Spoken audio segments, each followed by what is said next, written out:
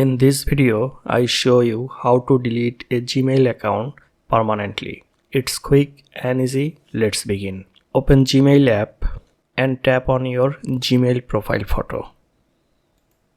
Next, tap Manage your Google account.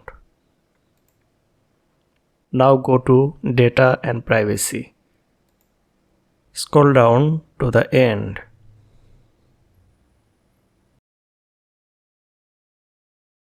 Next step, delete your Google account.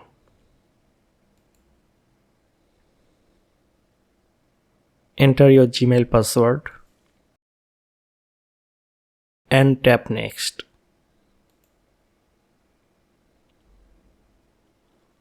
Before you proceed to delete, you can read this and see what other data will be deleted alongside your Gmail account. Now check these two and tap Delete Account. Your Gmail account will be deleted.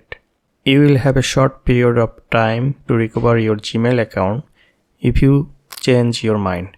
That's it guys. I hope the video helped you. Please like the video, it helps me out. Thank you.